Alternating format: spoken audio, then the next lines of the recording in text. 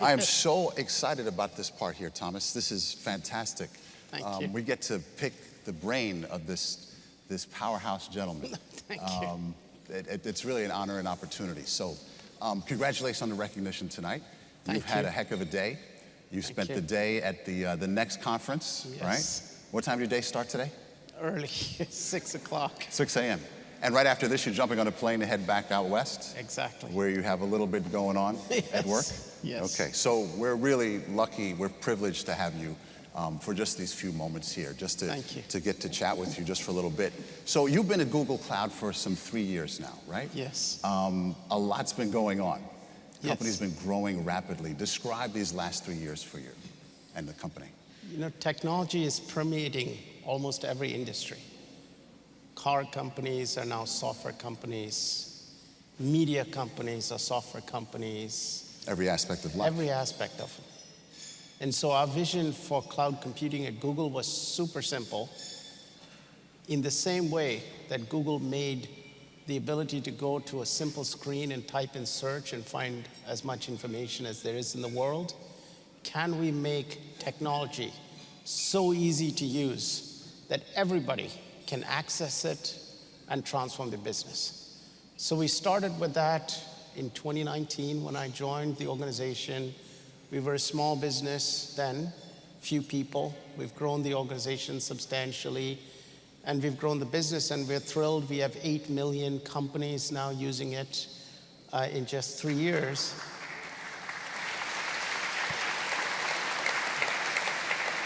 As opposed to what, 3 years ago? We were a few thousand. A few thousand? Yes. To 8 million? Yes. So it's That's a little bit of growth. testament to the amazing work that our teams have done. It's a testament to when you make technology simple and easy to use and accessible to everybody, it can transform people, how they use it, and change the way that companies and businesses operate using tools. And you were telling me that the headline, if you will, from the next conference is to make technology simple. What does that mean in everyday terms to the everyday person? Think about just a very simple example. Everybody reads every day about cyber attack this, cyber incident that, breach occurred here. We're working on providing technology platforms that can help organizations just run safely. Imagine if you could use technology and not have to worry about, will I have to worry about being compromised? Hacked. That's simplifying technology. Imagine if you could use the power of data processing to understand, will my product get to a customer on time, but not take hours to analyze it, take seconds to do it.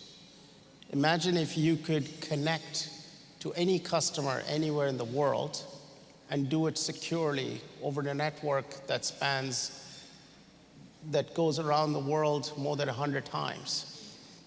These are all things that individual companies would have a very hard time doing, but Google has spent years investing in it, and we're now bringing it to every company on earth. Our vision was very simple. You know, if you look at Larry and Sergey when they wrote the search engine, it took them more time to build the infrastructure to write the search engine than actually to write the search algorithm. And it's because nothing had ever scanned every website in the world and had the ability to index and rank it. So when we look at what we're doing, we're sort of paying it forward for them so that an entrepreneur, a person in a small town somewhere with an idea has the exact access to the same technology that sits underneath all of our products. Is there someone who's going to change the way voicemail jail, treats us when we call customer service? You know what I'm talking about? Press 1, press 4, press 18. Is that in your lane or outside of your lane? We talk about simplifying things.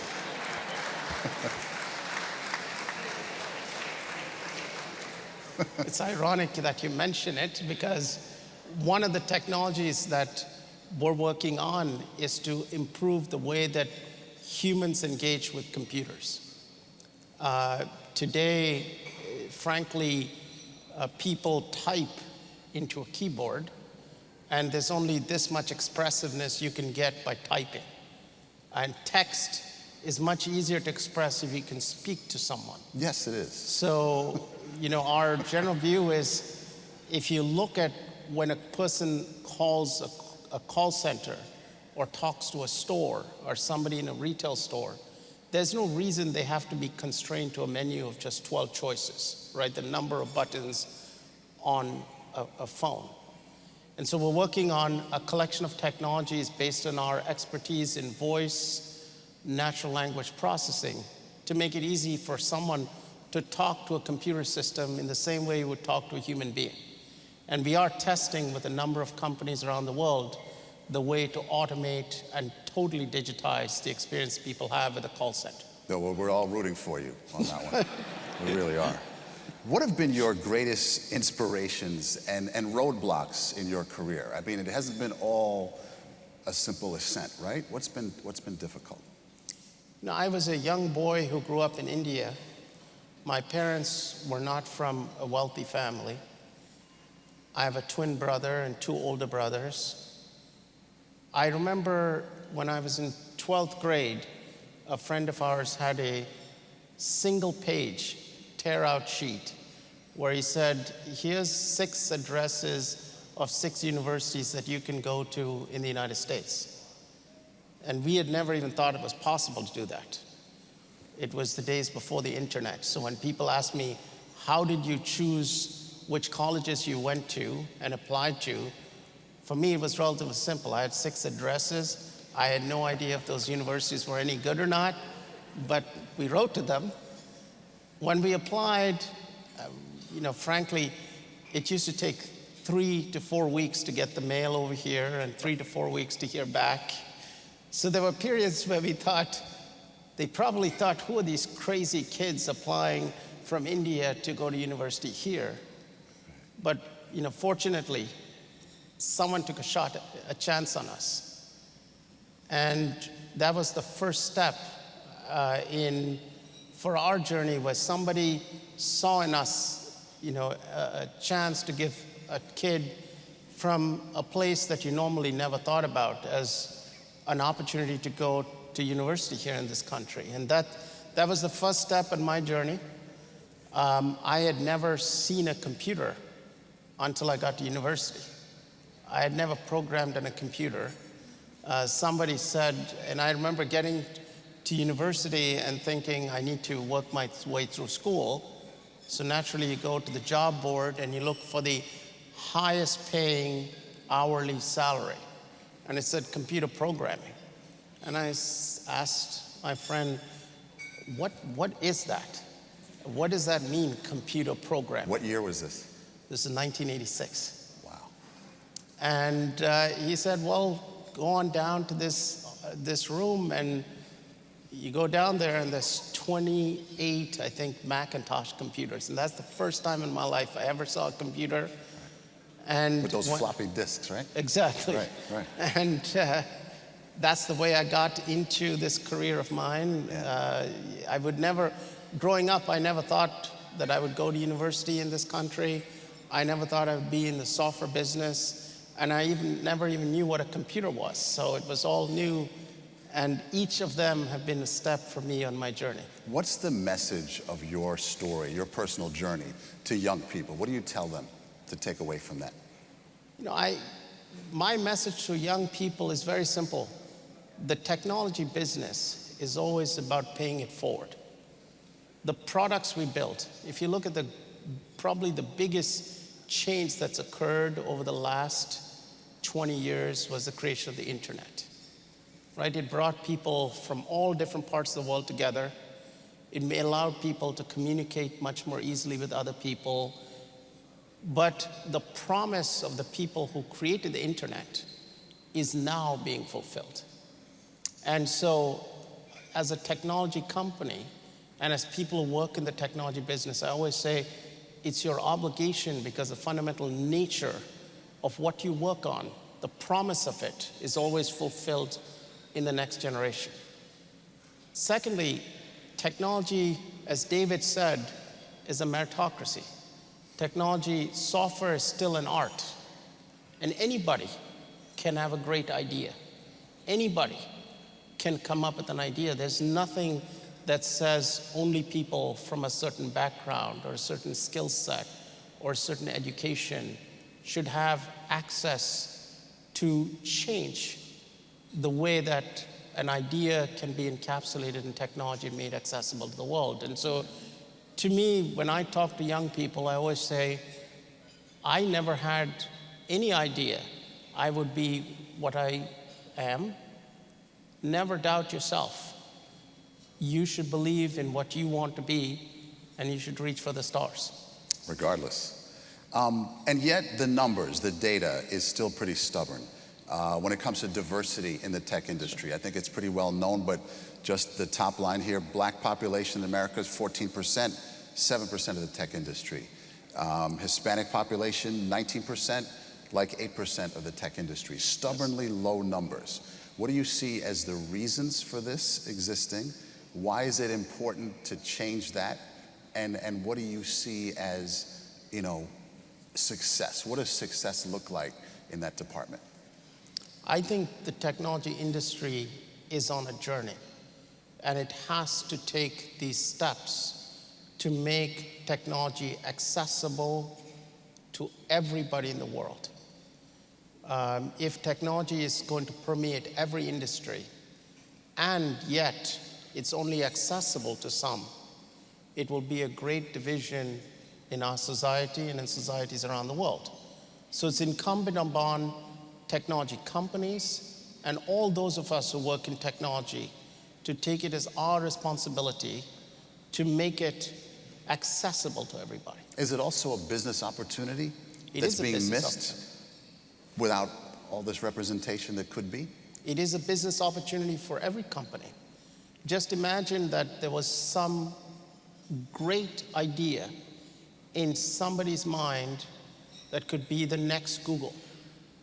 But because they were either from economic circumstance or from a background that people didn't think of represented that they could do something great, they were never given access to the technology to build that idea. It would be a shame for the world. People have these mental barriers. Exactly. Right? And people have a tendency to think that ideas can only, or great projects or great ideas can come from people only from a certain, background or cultural fit. And to us, that's absolutely not true. One of the great things that the technology industry can be, if we change, is to make technology accessible and to be a representation of what an industry that treats people, as David said, a meritocracy can be. Well, that speaks to NPower's mission. Yes. And what would you say to other companies who are on the fence or who are trying to find a way to engage with the likes of NPower to do better at diversity? We've done a number of things just learning from our own experience. I always say NPower's mission, inspire. We took it as our part at Google to inspire people of all backgrounds, because we found that our technology needs to be reachable to everybody. So the first thing we did was to take our products, and if we're a product company, we've got to do the right thing with our products themselves. So we did a number of things. If you use the latest camera, there's something called skin tone, designed to make pictures perfect, no matter what skin color you have. If you look at the work we did with our conferencing technology to make it equitable for people of different backgrounds and, for example, people with different voice tones, we've adjusted things so that everybody's represented in meetings. There's hundreds of those things, and we have a firm commitment to make our products better.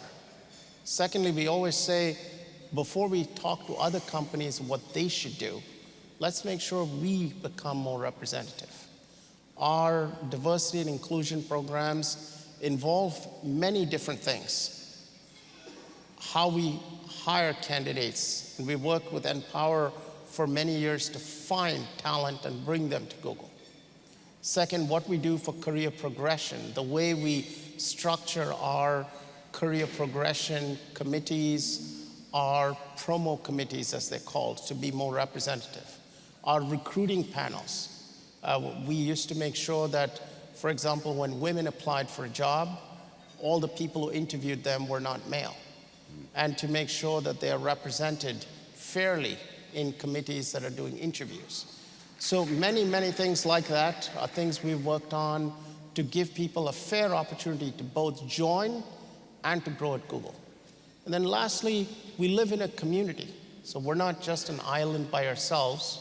And so we engage with many different organizations. One of the things we're very proud of is the work we've done with Black-owned banks.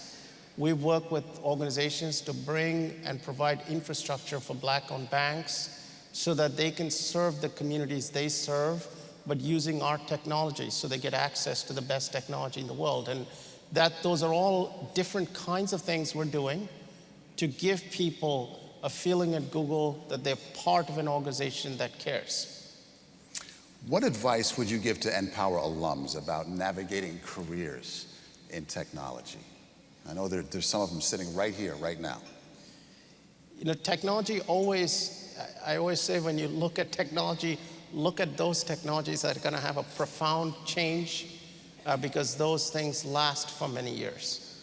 And sometimes when you look at something, the meaning of that technology is not immediately visible, but it takes time to appreciate what lasting impact that technology is going to have. For example? So if you look at imagine if you spoke to somebody in 2004 and said, I'm going to be having in my pocket a device that is about 14 times more powerful than the biggest computer ever built in 1997, have a camera, access the internet, and also be a telephone. Somebody would have told you you're probably wearing a really big suit with a lot of pockets, right? But the smartphone revolution transformed access to technology in a really fundamental way. And when we looked at it at Google, we realized it was really personalizing computing. In the same way, when we look at cloud computing, we've always said, if someone had an idea for a new application they wanted to build, a way to take their company and connect it directly to customers, a way to understand what human beings wanted with products. If they could get that idea into software in a week, and they could focus just on that idea rather than buying machines, owning a data center, having to charge for air conditioning, but they could focus on that idea, it would really be transformative. And the reason that we're seeing the growth in some of these new technology areas is they really change the notion of how people can take ideas and convert them into opportunity very quickly. Very exciting. Final thought here. I know we could go on all night, but I think folks want to eat and do some other things. What do you see as the next big thing from Google and Google Cloud? What should we look for? What should we expect? What should we prepare for? We're working on a number of great things, but 3 or 4 examples. We are really industrializing cybersecurity. We feel that if the internet needs to remain safe and people need to use their enterprise software systems in a secure way, just bolting things on the way it used to be is not a great idea. Second, we really believe that over the next 2 to 3 years, there will not be intelligent software and non-intelligent software, meaning artificial intelligence is going to be much more accessible and reachable, and it'll be permeate in lots of places. Third, if you look at computer systems, there's a general concern in the industry. There's something called Moore's Law that's been kind of the governing thesis of how computers got faster for so many years. And people said, oh my God, we're reaching the end of Moore's Law. Where do we go next? And we're working on a number of technologies that will completely change how performance and security and scale of computational systems work.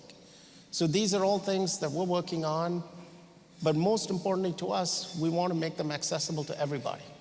We don't want to make our technology accessible to just a few, but accessible to all.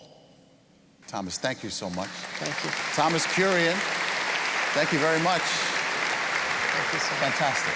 Thank you. It's a pleasure.